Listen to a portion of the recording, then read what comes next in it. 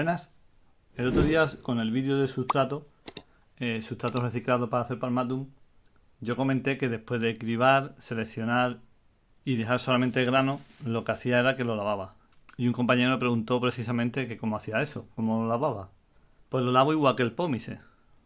Aún no me ha dado tiempo a hacer ningún vídeo, no me ha dado tiempo a hacer el vídeo del pómice, así que os dejaré con el vídeo del año pasado. Y lo que hago es que utilizo este tipo de colador. Es el mismo que utilizo para la cadama, para quitar el polvo. Pues lo que hago es poner aquí el sustrato, lo que es el grano, y lavarlo pues en un balde, un cubo, algo que tenga agua. Lo hago exactamente igual que con el pómice. Así que nada, lo dicho, como no me ha dado tiempo a hacer ningún vídeo sobre ese tema, sobre el lavado del pómice, ya tenéis vídeo del año pasado o el anterior, no me acuerdo. Así que lo voy a poner a continuación y de paso pues veis cómo lavo el pómice. Espero haber resuelto la duda y que os guste el vídeo.